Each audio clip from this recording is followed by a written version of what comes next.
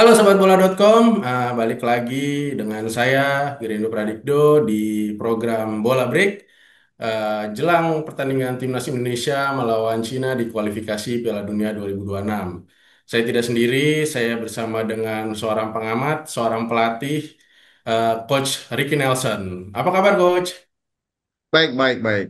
Oke, pertandingan kali ini Timnas Indonesia melawan Cina ini bisa dibilang sebuah pertandingan yang krusial buat timnas kita untuk peluang apakah bisa lolos langsung atau menuju ke putaran keempat kualifikasi Piala Dunia. Nah, Coach, kalau melihat komposisi skuad yang dibawa sama Coach Patrick Kluivert di pertandingan melawan Cina dan Jepang ini, dari kacamata Coach Ricky sebagai seorang pelatih, apakah ini nanti akan ada perubahan di starting line up jika dibandingkan dengan pertandingan terakhir ketika kita menang lawan Bahrain? Kalau ya pasti kan Coach Patrick udah melihat lebih jauh dibanding waktu sebelum lawan Bahrain. Waktunya lebih banyak, dia bisa lebih menganalisa setiap pemain, mengenal setiap pemain, khususnya para pemain-pemain lokal yang ada di liga kita ya, seperti Egy yang dipanggil, ada Beckham.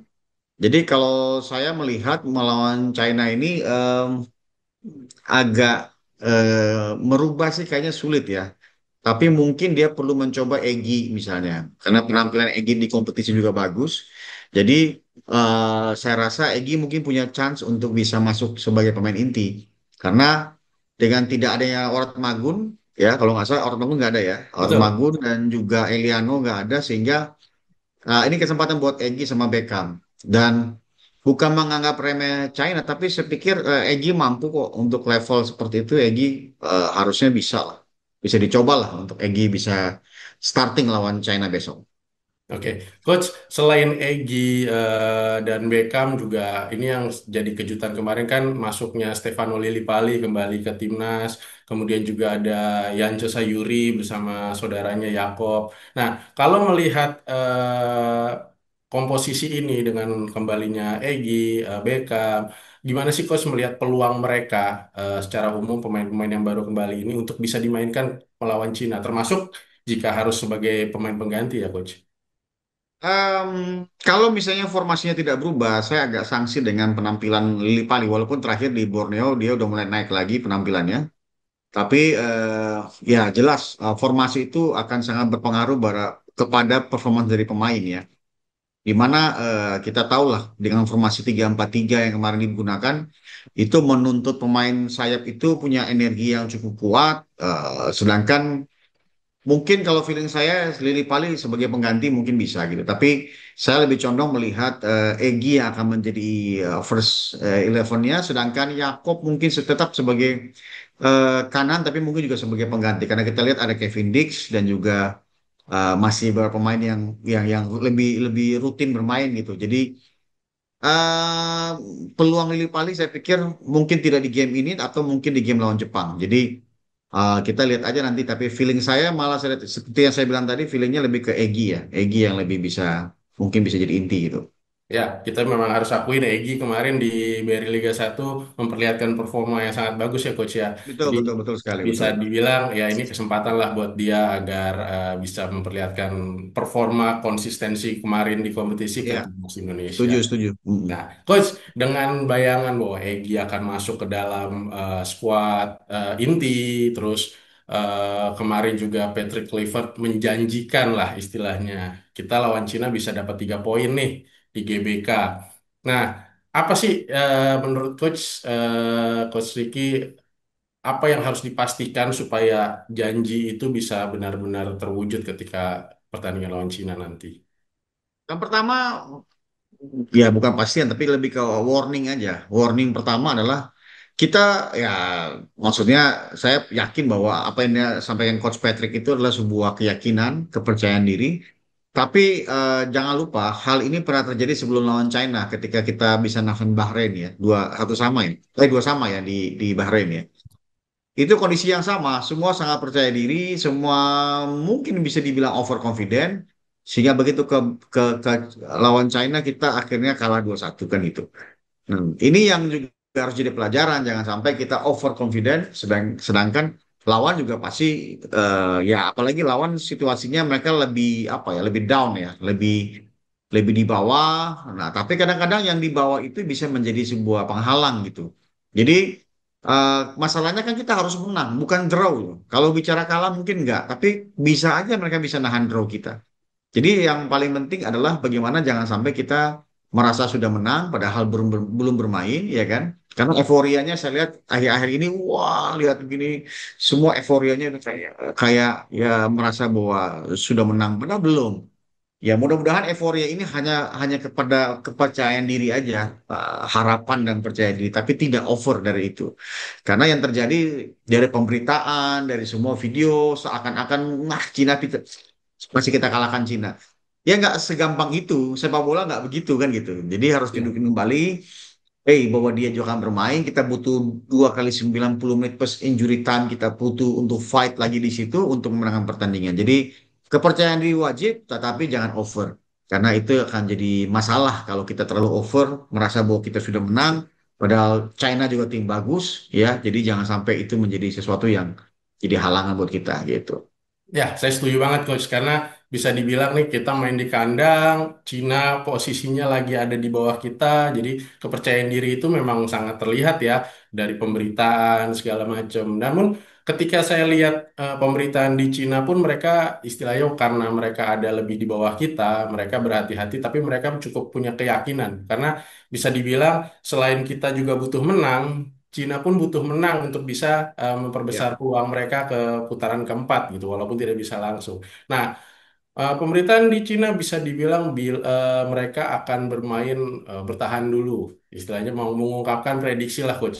Bertahan dulu, melihat situasi, bagaimana atmosfernya, dan kemudian baru bermain menyerang karena mereka juga butuh gol untuk menang. Nah, melihat kemungkinan strategi Cina ini, menurut Coach Ricky, apa sih yang harus dilakukan timnas Indonesia supaya kita tidak malah ke bawah permainan mereka?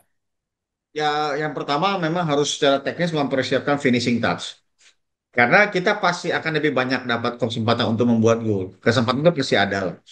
Tapi kalau finishing touch-nya tidak diasah dari sekarang, ya itu akan jadi masalah kan gitu. Kedua ya antisipasi atau sering kita sebut namanya rest defense, antisipasi counter attack lawan.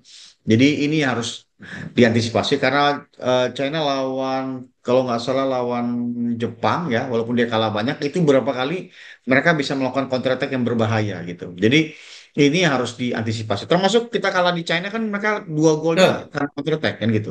Salah satunya gitu dari situ. Jadi mereka tahu bahwa mereka tertekan, mereka underdog, sehingga itu membuat mereka melakukan beberapa apa namanya penyesuaian taktikal untuk supaya bisa mengantisipasi lawan. Jadi ini yang harus ditetapkan. Bagaimana kalau kita nyerang, kita harus bagaimana bisa membongkar pertahanan lawan sehingga bisa ada space buat finishing dan finishing harus jadi gol. Kalau gol duluan, rasanya lebih mudah untuk bisa mengatur tempo dan kontrol game. Nah itu poinnya. Tapi kalau kita nggak bisa bikin gol, kesulitan, banyak finishing yang gagal. Nah, ini bisa jadi warning, bahaya itu. Jadi, sekali lagi, saya ngomong bukan masalah kalah, saya cuma mengkhawatirkan jangan sampai draw. Kalau orang bilang, wah nggak mungkin kalah, ya emang nggak mungkin kalah sih sebenarnya. Tapi jangan sampai draw gitu. Nah, sama aja karena draw itu kalah gitu ya loh. Bahwa kita harus menang gitu. Pilihan cuma satu, menang. Dan dia pun juga satu, menang. Tapi kan di sepak bola tuh ada 3 pilihannya. Ada menang, ada draw, ada kalah kayak gitu kan. betul, betul. Jadi ini harus diperhatikan, jangan sampai ya finishing touch-nya harus dipertajam. Lalu pemain-pemain yang ada di depan ya. Sekarang kita berharap sih oleh Ramani, lalu berharap mungkin Marcelino, Egy, mungkin siapa Rafael. Jadi semoga mereka punya finishing yang baik sehingga bisa jadi gol gitu. Ya, semoga kemarin TC di Bali bisa meningkatkan finishing mereka juga ikut ya, karena Yes, yes, dengar-dengar kan betul. di sana benar-benar digenjot habis supaya semua persoalan bisa selesai. Ya, ya. Nah, Coach, saya mau sedikit non teknis nih. Yang tadi kan kita jangan sampai over confidence juga itu kan sebuah hal non teknis ya, Coach ya, yang bisa Betul. terjadi. Nah, ini bisa lebih over confidence lagi karena kita main di kandang di depan puluhan ribu supporter kita sendiri. Ya. Yang kemudian kita juga kalau ngelihat catatan kita selama di kualifikasi putaran ketiga ini, kita hanya kalah lawan Jepang gitu. Kita seri lawan Australia dan kita bisa menang lawan Arab dan Bahrain. Nah, coach, sebenarnya dari kacamata coach sebagai pelatih, euforia terus dukungan supporter di stadion itu seberapa besar sih bisa memberikan pengaruh terhadap performa pemain baik itu up atau down-nya? Ya, dukungan supporter sangat besar dan supporter itu namanya penonton kita sebagai fans itu nggak bisa disalahkan bahwa kita punya apa namanya keyakinan bahwa bisa menang. Itu nggak bisa. Ya, yang harus kita kontrol lah pemain dan para pelatih yang ada di situ. Itu harus dikontrol. Tapi kalau untuk supporter nggak apa-apa, siapapun harus yakin ya percaya diri aja nggak apa-apa. Tapi yang tim di dalamnya jangan over kan gitu. Tapi di luar percaya diri aja. Nah, saya pikir bermain di GBK kalau penuh, apalagi informasi sold out, tiketnya sudah habis. Jadi itu pasti akan sangat membantu dalam hal atmosfernya membuat pemain jadi bersemangat lebih dari seperti biasanya gitu. Tapi apakah itu menentukan bahwa lawan juga akan langsung down? Ya nggak juga. Lawan yang dihadapi ini kan bukan pemain kemarin sore kan gitu. Lawan yang dihadapi adalah pemain-pemain yang sudah terbiasa di liga. Mereka juga sudah terbiasa dengan tekanan-tekanan supporter. Normal aja untuk sebagai lawan, bahkan mungkin ada lawan yang bisa jadi terlalu semangat juga untuk begitu dia tahu bahwa supporter penuh, mereka bisa semangat juga. Tetapi kalau ditanya bagaimana pengaruh supporter ke pemain, dia sangat pengaruh bahwa dengan apa namanya mereka bernyanyi, berikan suara segala macam itu mempengaruhi sekali bagaimana pemain-pemain mendengarnya di lapangan itu mempengaruhi sekali untuk bagaimana mereka terus mempertahankan diri dan menjaga penampilan mereka sehingga dalam 2 kali 90 menit itu ada tetap spirit yang terbakar sehingga fisik itu akhirnya dengan sendirinya bisa diatasi dengan spirit yang ada Gitu. begitu. Oke, Coach, satu satu hal kita wajib menang ya, Coach ya, untuk Ya, pertandingan lawan betul. China ini, walaupun nanti masih ada pertandingan di kandang Jepang. Nah, anggaplah kita akhirnya berhasil menuntaskan misi di Cina ini, lawan Cina ini kita menang dan meraih 3 poin. Tapi persaingan di klasemen kan masih cukup ketat ya, Coach, apalagi Ya, Arab Saudi dan Australia masih ada di atas kita, walaupun bisa dibilang Australia ini besok ketika kita lawan China, dia lawan Jepang. Jadi ya. kemungkinan menang atau seri atau pun kalah di Australia juga bisa bisa terjadi dan kita masih bisa mengejar lah. Tapi kalau melihat peluang kita untuk lolos ke Piala Dunia atau ke putaran keempat, menurut Coach Ricky Nelson, kita masih layak nggak sih Coach bisa bilang kita bisa pakai kualifikasi putaran ketiga ini untuk langsung lolos atau memang ya udah realistis aja kita ke putaran keempat dulu. Kalau saya lebih yakin lebih ke putaran empat sih kalau saya ya. Hmm.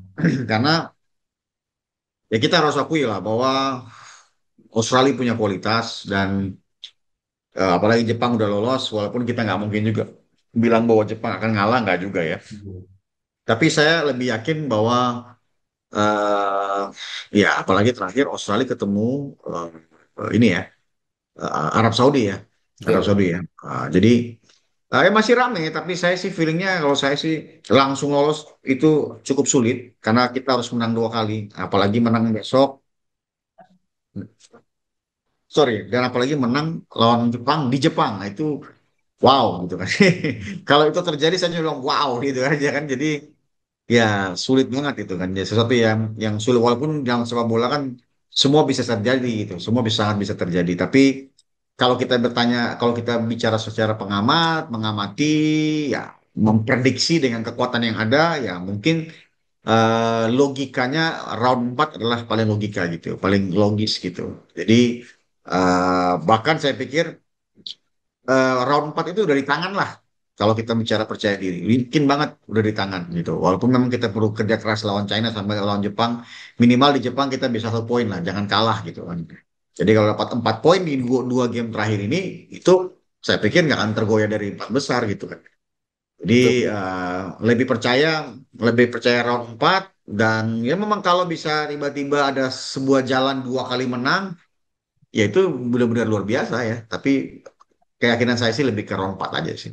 Oke, timnas Indonesia lebih memang saya juga berpikirnya agak sulit nih ya karena mempertimbangkan menang lawan Jepang di Jepang itu sangat-sangat sulit. Jadi memang round Ya, 4 tampaknya memang lebih realistis. Nah, Coach, aku mau geser sedikit bahwa ini timnas kita selain udah mendatangkan Patrick Kluivert dan pelatih-pelatih dari Jepang juga mendatangkan Om Simon Mata ya, sebagai head of scoutingnya PSSI. Nah, eh, beliau ini kan bisa dibilang dari kecil di Belanda juga jadi pemain, kemudian juga tapi bisa dibilang di sana pun dia masih pegang kultur kita, termasuk kulturnya orang-orang Maluku. Nah, ya. menurut Coach, ada benefit apa sih yang bisa dibawa sama Om Simon nih dengan menjadi head scouting kita di sini?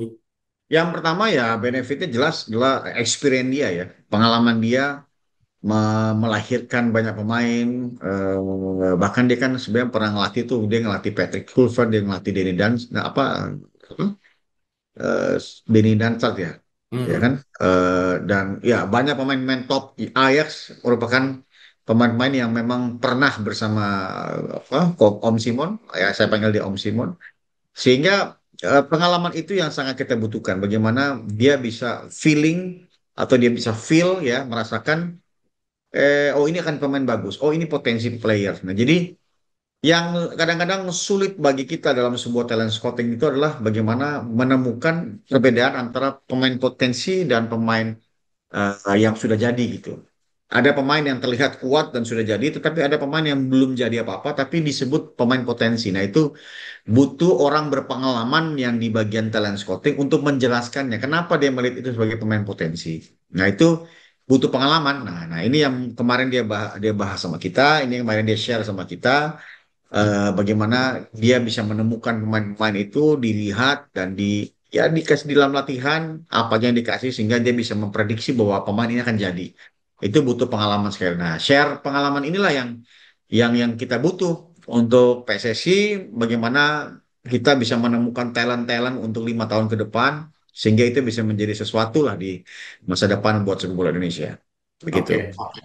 Dari pengalaman Om Simon. Dan kemarin Coach Ricky udah sempat ketemu ya sama Om Ya, Simon. iya, betul. Oke. Hmm. Nah, kalau melihat dari pertemuan dengan Om Simon sendiri, menurut Coach Ricky, apa sih yang perlu digarisbawahi lah sama kita, sama orang, sama Indonesia, sama PSSI mengenai pencarian pemain untuk kebutuhan timnas di masa depan nanti?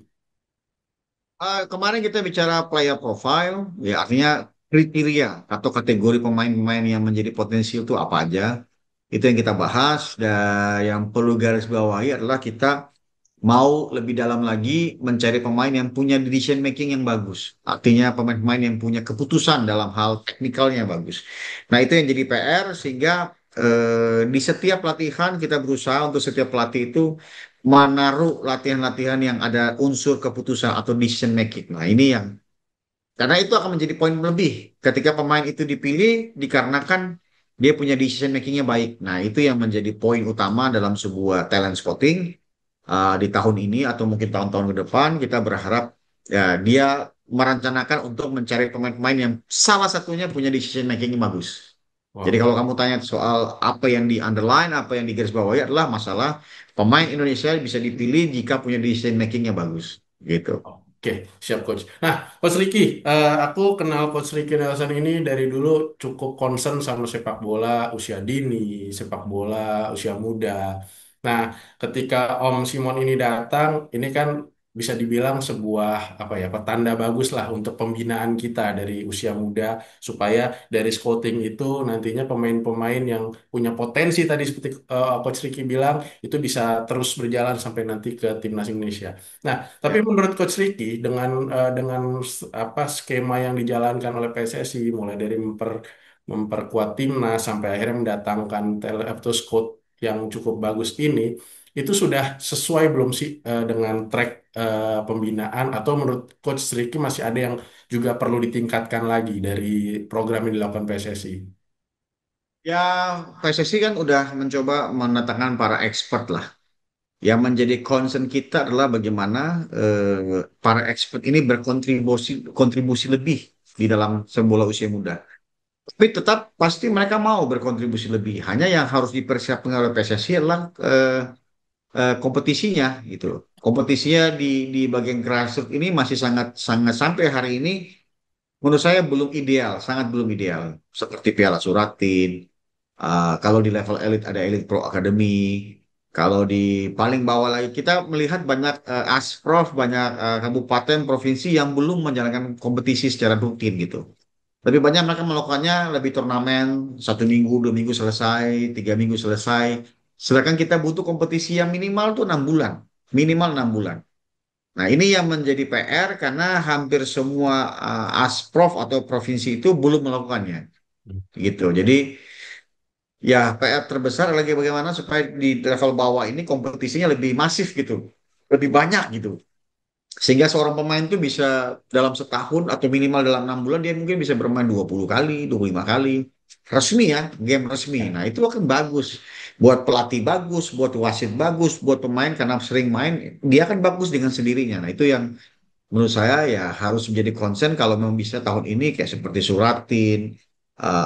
Itu dibuat dalam bentuk kompetisi, jangan turnamen 2 minggu selesai. Nah, itu yang jadi masalah. Gitu. Ya, bisa dibilang nih ini persoalan yang sudah lama ya coach ya sebenarnya. Ya, ya lama Lalu. dan semua orang tahu bahwa itu salah ya, tapi jalan aja terus. Itu Iya, masalahnya. iya, iya, iya. Ya semoga Semua orang tahu itu.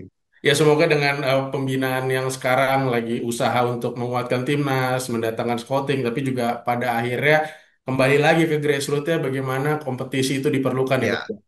betul. Coba coba tanya aja pemain-pemain kayak Tom Haye, pemain-pemain kayak Ole Ramli. Itu mereka di usia mudanya berapa puluh game dia main setiap. Betul, betul, betul. Di Pasti level dia akan akademi ngomong mereka minimal banyak gitu. setahun itu 35 game dalam setahun. Nah, makanya dia jadi seperti itu. Nah, sekarang kita dalam setahun main suratnya cuma 4 kali, gimana?